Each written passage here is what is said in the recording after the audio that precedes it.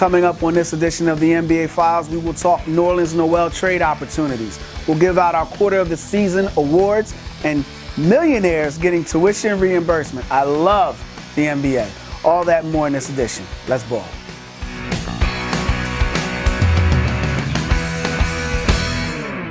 Peace, NBA fans. Welcome to the NBA Files. He's Roy Burton. I'm Kwame Fisher-Jones. Opening tip today, we were going to take a rest, take a break, take a minute to kind of chill and get our wherewithals together. Yeah, just kind of hang out, rest up. But then the process played. That's right. The process finally took the court, and it was awful. It was awful. I think you need to clarify that a little bit. Clarify what? They lost to a team that had lost 8 straight games, to players they could have drafted, should have drafted, had opportunities to draft. They played all 99 of their power forwards, tried to squeeze one at point guard, squeeze another one at small forward, and they lost. And the only one who had the testicular fortitude to call out the whole thing was New Orleans Noel. Okay. Thoughts on the process? Let's start, because now we have an idea of what it looks like. There is no more ambiguity of what it should be or what it could. It's finally come together. Can it work presently in front of you? Can it work? No, absolutely not. And okay. it's clear. So the process was bad. No, I said the way that the process is currently structured will not work. You cannot have 3 centers play center at the same time. That was the process, though. It clearly doesn't work. That was the process. The process as a whole was centered around best player available, BPA. And that's what you determined was the best player available. And that's what was determined as the best player available were those 3 centers in those drafts. We clearly see, we knew at the time, we clearly see now that it won't work. Those guys don't play well at the 4. They're all centers. So New Orleans Noel, Jahlil Okafor, Joel Embiid are all centers. They obviously all can't play center at the same time. So you need to move on from whatever pieces of that foundation don't fit on your team. All right, look, I set you up for that because I just wanted everyone to hear you admit that the process was flawed. Well, we said this before, though. This isn't new. Yeah, but I like being right, so I need to hear it over and over again. It gets me all warm in this cold winter day. Hey, it's cold. It's a cold day outside. But seriously, like all jokes aside, New Orleans is obviously the odd man out, and he's not happy. Do you think he should be the odd man out? I think he should be the odd man out only because of the contract situation. That's the only thing that. Because New Orleans Noel. Explain that point, because I don't get that. Because New Orleans Noel is basically a restricted free agent after this season, so he's going to look for money. He's going to be looking for money. He's not going to be willing to be a backup center on this team. But like if he's good, why would that be an issue? But if he's good, I'm not going to re-sign him and pay him $16 million to back up Joel Embiid, who's going to play 34, 36 minutes a night. I'm not going to make him my Bismack Biyombo, because if you do that, you're the Orlando Magic again. Who is making $17 million per. So if you want to be the Orlando Magic, which is terrible, then you can sign New Orleans Noel to a 4-year deal worth whatever next year, because he's going to command money. So then why not just trade him before the season started? They attempted to. They attempted to. New Orleans' frustration, from what I've heard, is centered around the fact that he doesn't believe the Sixers front office did enough to move him in the offseason. Because there were deals that could have been made on or around draft day. He doesn't believe that they did enough to do that. He just hired his new agent to kind of help facilitate a deal to happen. So I think something's going to happen. You've clearly lost your value, or any value that you had with New Orleans Noel, given what's happened the past week or so, given what he said and given what's happened. Well, what you're hearing is correct. I haven't heard it from New Orleans' mouth directly, but from people close to him, his issue was he was told he was going to be moved. Right. And he has not been moved. Right. But it goes back further than that, which is why I took you on the beginning journey of the process. New Orleans didn't ask to be a Sixer. And he was promised things and said things that I can't verify, so I'm not going to repeat them. But, the bottom line is he watched you take Joel Embiid when you didn't have to. Right. And then he watched you take Dario Saric, Rodney Hood, as I talked about, Zach LaVine, Doug McDermott, and other players, wing players, who could have helped the Sixers have played. And now he's being pushed to the side for a guy who basically sat for 2 seasons, another guy who they don't know where they should place, and then another guy in Jahlil Okafor who has the hardware to warrant more minutes. So New Orleans was promised things, they didn't come to fruition, and he's watching 8 minutes. And I love what he said. I love the full context of what he said. This is not on the coaches. So basically, I'm not talking about Brett Brown. I'm not talking about Joel Embiid. I'm not talking about Jahlil Okafor. I'm not talking to you, management. He switched agents because he wanted his agent to get a deal done. There are deals out there. They're not requesting to go to the Houston Rockets, even though whispers are that Mike D'Antoni wants him, coached him, could fit him, use him similar to the way they used Amari Stoudemire, which, look, I'll say it now. Houston gets New Orleans well, they're going to Western Conference Finals. I have no problem with saying that. Okay. I said it earlier. But so New Orleans has a right to be upset. Absolutely. I don't think he's devalued simply because I don't think anyone knows his value. Coming into the draft, he didn't have any value. But you don't want to be, if you want to be moved, you don't want to be that guy who's that disgruntled employee, because that's not going to necessarily change if you find yourself in a new situation that you don't like as well. Like if you find yourself in the Houston Rockets and for whatever reason it's not a good fit for you, I don't know if that's the team he wants to go to. Whatever. But you know what I'm saying. In general, though, like you don't want to be, oh well, this guy's a disgruntled employee now. Like if he's been a bad disgruntled employee before, a guy who shows up late, guys had issues off the court. Like that's not going to change now. Like once you move to a different team necessarily. Like you're not going to just start showing up on time and not like tearing up people's rental properties. Like you know. Well, he's not Charles Haley. He's not peeing in the general manager's car when the windows are down. He's just doing it in other people's houses. But I mean, look, I don't know if he's disgruntled. You don't know if he's disgruntled? This is why. Until I have a teammate say this dude is an XYZ, because basketball is different than football. You got 53 men in the locker room in football. You can sit and be quarantined in one corner in professional football. You won't have that happen in basketball. Everybody has to get along because it's a small locker room. You play so much time together. Until I hear one of them cats say, I don't like New Orleans, I don't think he's disgruntled. The problem is his inner circle doesn't look like the people that are covering him, and because he doesn't interact with the people that are covering him, oh, he's an angry dude. That's easy journalism. That's cop out. I don't see that in him.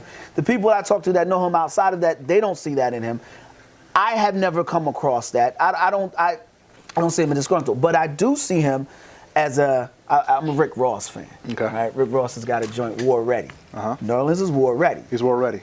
He played 8 minutes. 8 minutes, not in the second half. And he's playing out of position, just like Ben Simmons was when Ben Simmons got hurt. Pause.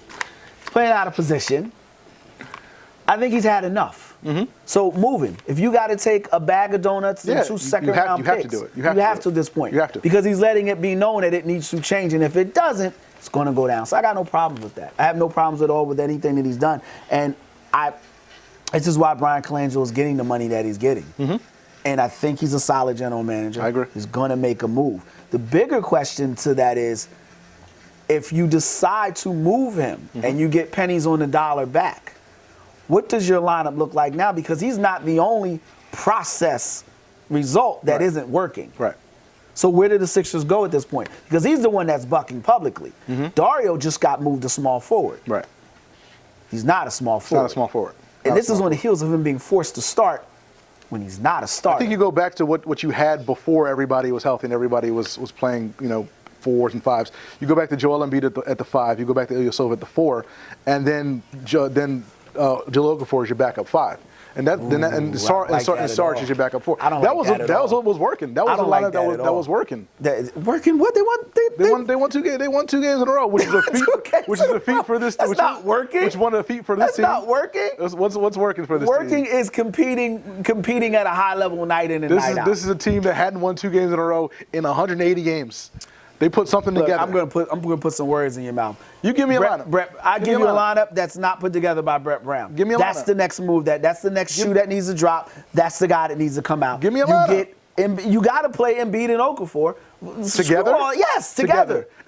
Who was guarding power forwards? That 7'1" dude that thinks he's a wing player that keeps shooting threes. Did you hear Joel Embiid the other night? I heard him. Did you see him at the 3-point line? No, resting and chilling and not running any type of motion in offense. Joel Embiid said, "If I'm out here playing defense, I want everybody else out here playing defense." And if I'm Okafor on return, if I'm out here playing offense, I don't want to see my center shooting threes. We'll be right back. JLM Power is a premier energy saving solution clearinghouse focused solely on maximizing customer savings on their electric and gas needs. Call them at 888-972-9830, 888-972-9830, and find out what JLM Power can do for you. Welcome back to NBA 5 broadcasting from Gary's Barbershop, 12 East Main Street, Maple Shade, New Jersey. And we have to transition from Sixers because, frankly, we can go on and on and on about that. And the new CBA was announced. there was a couple things that I liked. One of the things I didn't like, but it was something that I found very funny in the CBA, and I'll get to Very that funny. in a little. Okay. Yeah, it was hilarious, and I'll get to it a little later. But what were your impressions of the CBA? It's a good deal. Again, anytime you can avoid a lockout, it's always a good thing. I mean, you got a good, solid deal that you don't have to worry about labor stoppage for at least another 6 years. You can still talk about certain tweaks you want to make in the deal. Both sides can still do that. I like it by and large. The teams now have more of an incentive to keep their own players, which is good. You can offer them longer contracts and things like that. The one thing I did want to see that they talked about, because they did want to change the early entry rule, and they wanted to change it to Hold something. off on that. Hold off on that. Okay. We'll get to that. Okay. I want to shrink this down. Yes. I want to shrink this down to a certain point. Yes. Do you feel there was a sense of urgency for them to get this done based on the plethora, abundance, multiple of, I need a break, dog. I need a game off. So you thought they were trying to get this done because of the break situation? Yes. Yes, specifically. See, you're a conspiracy theorist. I'm a businessman. I am a businessman. I didn't think of that. That's not beyond the realm of possibility. It was one of the things that not was beyond the realm of addressed. possibility. I'll put it like that. Okay, they addressed it by, let's give a little context here. What they basically did, put in a collective bargaining agreement, they shortened the preseason. Right.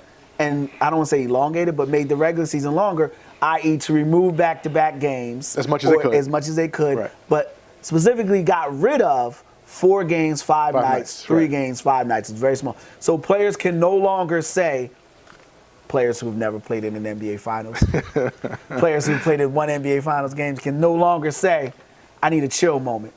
I need to decompress. You don't believe that was an issue? I didn't think it was an issue, but again, if you want to be conspiracy theorists and kind of connect those kind of dots, you know what, I can buy into that a little bit. But I'll play along. And I didn't have a problem with the resting. But I can see both sides of it. I can see. I absolutely see. You know, both sides, you pay top money. You're not giving me a break on ticket prices. right? Absolutely. You're jacking up ticket prices. Yeah, in a lot for of certain cases. teams. For certain teams. And I mean, and you have guys like who aren't going to take a rest, and like a guy like Russell Westbrook. Right. But LeBron James has played in 99 straight NBA Finals games. Right, exactly. He could use a moment. Right. You know, Steph Curry is slight. He could use a moment. He's slight. You know, but certain dudes, Kevin Durant, Kyrie Irving is Kyrie slight. Irving, He is slight. No, He could use a Kyrie moment. Irving need to play. So you need to nip this in the bud. Give me something you specifically though that you were happy got covered in CB, other than it getting done. Give me something that you were happy get. And I'll give you an example. One of the things that I was happy that they addressed. One of the things that well, first let me give you the funny thing. Yeah. The funny thing. I know where you're going with this too. Tuition reimbursement. Oh no, I didn't see that. Yeah, tuition. Oh yeah, I went through this thing. I didn't see that And the part. reason why I think it's funny is this: the majority of the NBA players have played college basketball, and a very good percentage of them got free rides, free tuition, full ride scholarship. So they didn't have to pay to go to college initially. Yes. Now, when they decide to leave early, they said, you know what? I want to go back to college. I want to further my life. Whoa. Tuition in North Carolina is $40,000? Oh, no. I ain't trying to pay that. No, sir. So the owners are going to reimburse them for going back to the school in which they never had to pay to go. That's power moves. Michelle Roberts is a power move right there. Brilliant. That's a power move right there. That is brilliant. That is brilliant. That is brilliant. That is good stuff. I love that. That's good. That's got move. LeBron James written all over it. No, absolutely. Like he's gonna go probably, I guess, to Akron, the University of Akron. He's sending the kids there. Yeah, so maybe he wants to, it's a goodwill, good faith kind of measure. He'll go back with the kids. What can an owner do? Because tuition reimbursement is usually sent, for those of you who haven't worked at companies that offer tuition reimbursement, usually you have to major in something the organization is based in. Well, an MBA owner has multiple companies, so if, Jalil Okafor wants to get an art degree, right. O'Neal's got to pay for that. That's nice. Because somewhere he's got an art gallery or graphic design. So it was brilliant. So that was something I really liked. Now, was it something that you thought was well handled? I think the expansion of the roster to 17 is good, and the two-way contracts. I like that. The two-way contracts with the D League, because again, you want the D League to be a true minor league system for the NBA, and now you have two-way contracts where you allow 2 players to go down to the D League and kind of shuffle back and forth between the NBA and the D League, make two-way salaries, and keep some of that best talent here in the States. Because a lot of guys, you can't get paid in the D League. The D League salaries, the highest salary in the D League is $25,000. You're not going to track down. I thought it was like 6. I thought for the season they got almost 60. No, they get 19 and 25. There's two salary scales now. Now with the two-way contracts, you can send guys down to the D League and pay them upwards of $75,000. That's more of a livable salary, and that'll attract more of that talent that went overseas to Europe to play in the D League. There are guys sitting around going, 19 grand's not livable? No, it's not. But another thing that I liked is the fact that now, even though it's context, if you think a guy's worth $200 million, I believe you're worth whatever you can get. Whatever somebody pays you. So I love the fact that dudes are now going to be getting $200 million because baseball players have been doing this for years. Get that money. Nobody's had a problem with it. When A-Rod got a $200 million deal. $250, from the Rangers. What was it? 10 years ago? About 10 years ago. It was maybe longer than that. No, because it's up now. It just got up. So yeah. And the reason why was because their union is so strong. And I know, it's a topic that a lot of people don't want to get into, but seeing cats like Steph Curry not possibly getting $200 million because he played out his contract. Mm-hmm. And seeing that, but seeing Al Horford and Mike Conley get $26 million. Yeah. What was it, Burke? But I can't even. It's $17 million for him. Bismack Biyombo, yeah. Yeah. You practice that name, Coach. Timothy Mozgov. He's getting paid. But I like saying that. It's good. No, like you said, if anybody, if somebody's willing to pay you $17 million, get every bit of that $17 million. And the thing is, the Cavaliers doubled in value once LeBron James came back to the Cavaliers. Yes. Like they're now a $1 billion Mm-hmm. organization. The money's out there because they are generating that money and is well within their rights to get it. Mm-hmm. And so those guys like LeBron and James Harden and a bunch of guys, they're generating hundreds of $1 millions for their respective teams. Why can't they get a part of that? I mean, it's just natural. It's natural. Now, we both did not like the one and done rule. Correct. I feel like they should make it 3 years. Mm-hmm. Just because if you're giving tuition reimbursement, force these dudes to stay 3 years and then you don't have to worry about giving tuition reimbursement. Nice perk. But they did review it. They couldn't come to an agreement. You don't like the one and done rule because of what? Right. Well, I don't like the one and done rule is kind of fugazi. I mean, you saw what Ben Simmons, you saw the Ben Simmons documentary, the one and done documentary. Like, he really had zero desire to go to class in the spring semester because there was no incentive for him to do so. They talked about moving to a 0 and 2 rule, kind of like what they do in baseball, which we talked about on the show. Either you come out after your high school year or you go to college for 2 years, or 2 years after your high school class graduates. Give the players the option. But then again, if you take the option to go to college, you need to stay in college for 2 years. I think that improves the college game. It gives you better players, more polished players once they get to the pros, but still gives the players who can make the leap, like a LeBron James, the ability to do so. Here's something that I would love to see them do. Allow a guy to be drafted and still play in college. Ooh. Just like they doing I threw that on you. I didn't even talk about it in production meeting because I wanted that to sit. Let that poly for a minute. Think about this. Why would you want him to play in college? Because you can draft a guy in Spain and he can play professionally in Spain. True. All right, and the organization he works with or the team he plays for still pays him, but you still own the rights to him. Okay. So you can do that in the States. You draft a guy that's a high school, the number one pick out of high school. You draft him, but he has to stay in college for 3 years. So he can still get his NBA paycheck because he's earned that. Okay. But he has to stay in college for 3 years, so that player develops. So why college and why not in the D League? Because in college they only. You're basically like, if I draft a guy from Wake Forest and let him stay in Wake Forest, I was going to Wake Forest and let him stay in Wake Forest. Wake Forest is making money off of that kid. I'm not making the money off that kid. Like, it would make more sense for me to put him in Delaware so I can make money off of ticket sales for the number one draft pick who's going to be on my team in a couple of years. Wake Forest is profiting off of that kid. In short, because you get better coaching in college. Okay. You'll get a player that'll get one-on-one coaching in college and get an opportunity to grow. Coming up, we're going to jump into the playground. Okay. You dodged the Anthony Davis, king of the analytics debate, but we're going to debate something else. NBA Files, we'll be right back. JLM Power is a premier energy saving solution clearinghouse focused solely on maximizing customer savings on their electric and gas needs. Call them at 888-972-9830, 888-972-9830, and find out what JLM Power can do for you. Welcome back to the NBA Files here at the Playground. Special segment brought to you by Gary's Barbershop, 12 East Main Street, Maple Shade, New Jersey. Today's topic, Roy and I are going to give away, in an effort to get our 2 chains on, be different. You get that? Different. I got you. I throw everything in there. We're going to give our quarter awards. Yes, sir. So we're going to have, and the award that we are going to start on this show that will make its way throughout the NBA, the Offensive Player of the Year. But I want to start out simple. Biggest surprise, good surprise this year. Biggest surprise to me, I'm going to go with a player on this one. I'm going to go with the Greek Freak. Giannis Antetokounmpo, 23, 9, and 6 averaging. He's also got 2 blocks and 2 steals per game. Like the man, I knew he was going to make some sort of a leap this year. The man's made a really big leap for the Bucks. The Bucks in playoff contention. I think Giannis is one of the most surprising players in the NBA. See, I told my cameraman that he was going to purposely try to tick me off.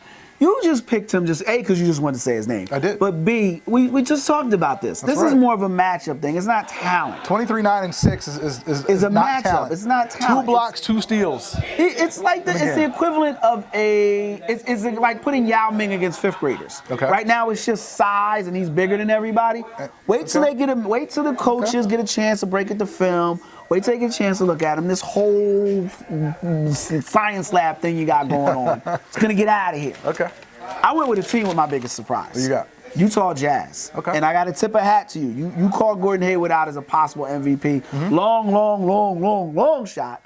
But you said he was a guy that was a top player. You said he'd be an all-star this year. I believe you said that as well. Yep. You're 100% right. And that's a damn good basketball team. It's really good basketball. And I wrote Snyder's done a good job, but it's a testament to the basketball fundamentals that he teaches. College coach, going back to the previous segment where I said I believe players should go for 3 years because you have better coaching.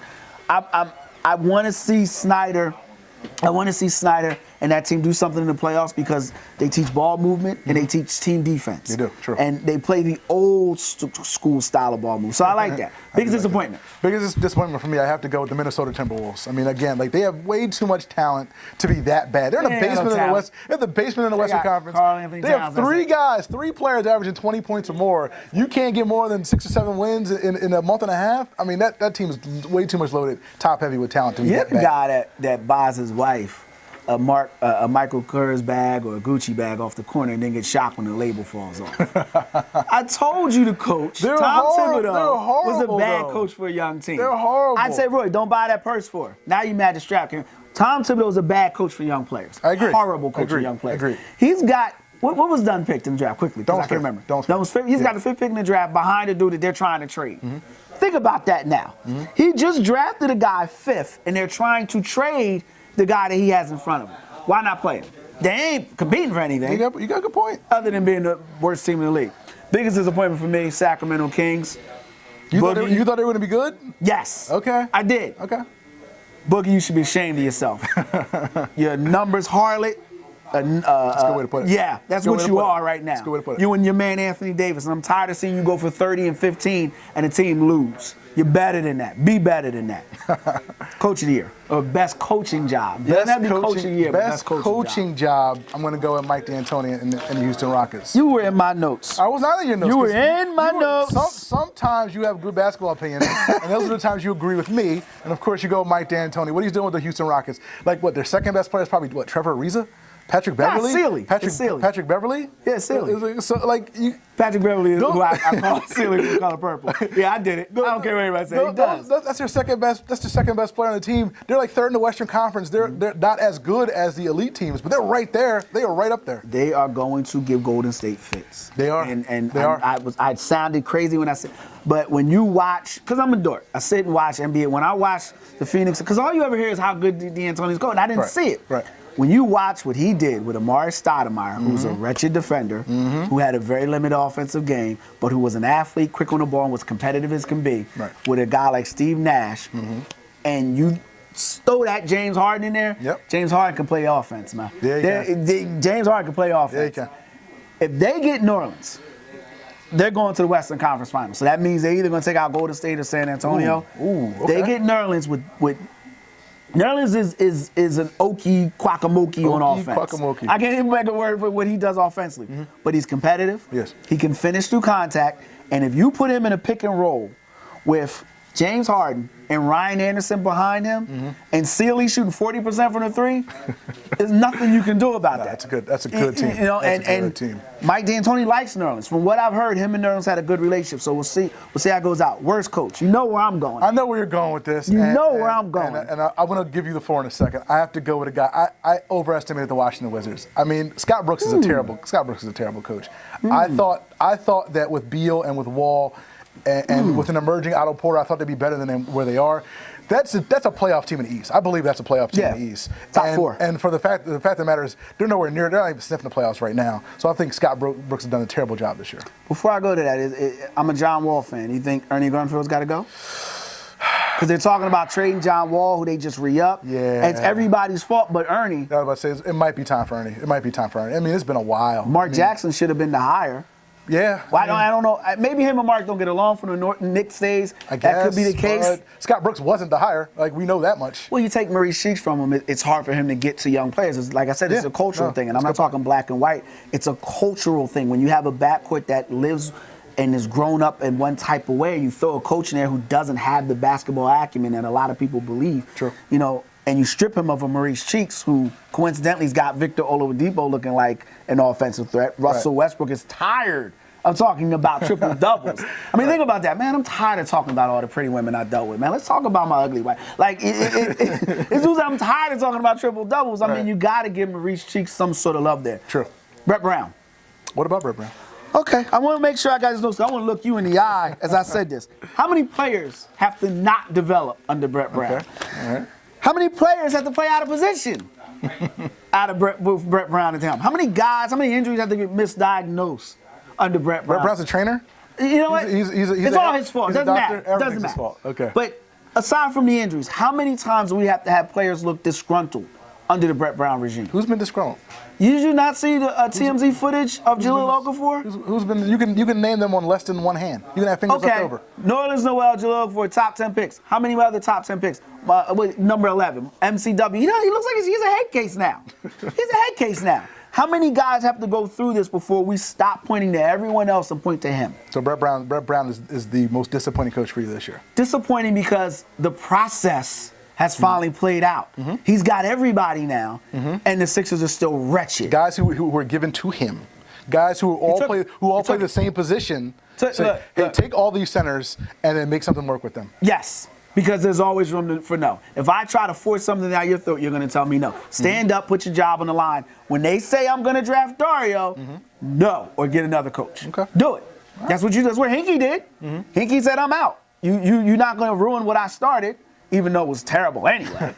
But he had enough conviction. Real quick, push to the limit. Give me your defensive player of the year. Well, my defensive player of the year is a guy that I know you don't like because he's the PR king, but Anthony Davis. Okay, it's Kawhi Leonard. That doesn't come. It is not Kawhi Leonard. It's Kawhi Leonard. Did you read the article? Or Draymond Green. Did you read the article saying that the Spurs are a better defensive team when Kawhi Leonard's off the court? It's poppycock. Did you see that? It's poppycock. Did you not look at numbers? Offensive player of the year. I know you don't like numbers.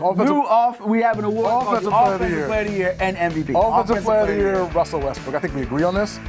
30, 10, and 10. 30, 10, and 10. James Harden. Stop it.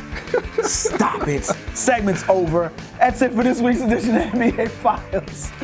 For Roy Burton, I'm Kwame Fisher-Jones, reminding you why there's no I in team. There's always two I's in championship. Make sure you check out thenbafiles.com for anything you missed or you want to relive. We'll see you next week. Until then, be easy. JLM Power is a premier energy saving solution clearinghouse focused solely on maximizing customer savings on their electric and gas needs. Call them at 888-972-9830, 888-972-9830, and find out what JLM Power can do for you.